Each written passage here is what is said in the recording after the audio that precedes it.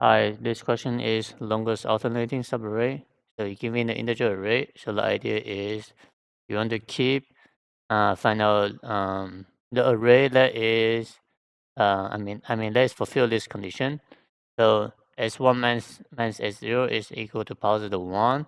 Then s2 or minus s1 will be equal to negative 1, and then it will just keep flipping the sign. So you want to find out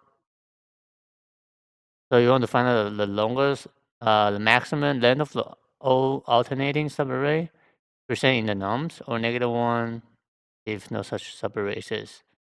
So using this as an example, 2, 3. So 3 minus 2 equal to 1, right? And then 4 minus 3 equal to 1. So 3 minus 4 we already know equal to 1, and then 4 minus 3 will be equal to negative 1 right here, over here. So this will be what? 3, okay, 4 minus 3 will be 1. And then 3 minus 4 will be negative 1, and then 4 minus 3 will be positive 1, and then the length will be 4. So now, it just keeps switching the sign, right? So yeah, let's just start from here. So I'm going to have a result starting from negative 1, and then I'm going to traverse starting from index 1, and then I have a current represent the current maximum length, because I don't have to calculate the s0, right? I can calculate the s1 minus s0, but not s0 minus s minus 1, right? It doesn't make sense. And I can have a sign right here. By default, it's going to be 1, because starting from 1 and then you switch to negative 1 and then back to 1, right? And then the traversal will be n with the nums length. And then later on, I will have the return result. So the result will be the maximum length. So if there's no such subarray exists, return negative 1.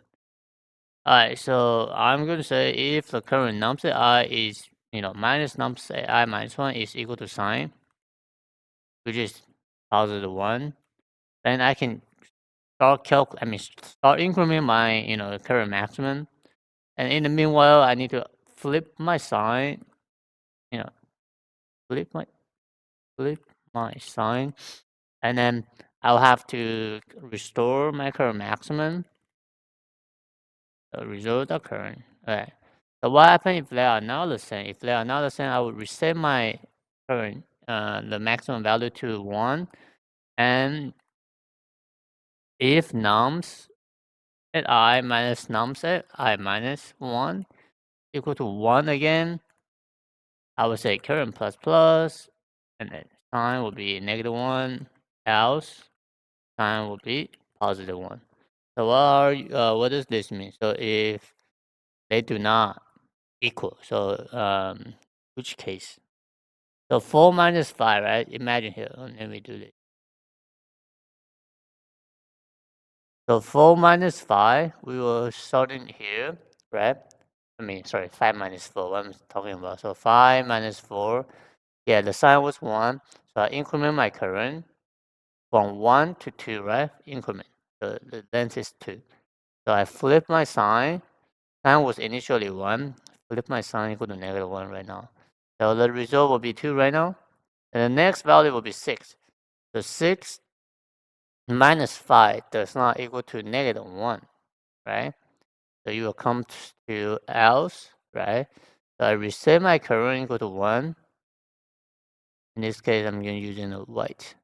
Alright, so I would calculate, okay, 6 minus 5, if this is equal to 1, which is true, I'm just, calculate the length, which has to be, what, 2? So from here, I've incremented. And I flip my sign, so to positive 1. And if they are not the same, I will just continue to reset my sign equal to positive 1, because, oh, I don't have an example right here. So because I have to start with positive, right? So it'd be good. Run it, submit. All right, so the time and space constant times all of n. So that will be it. All right, see you.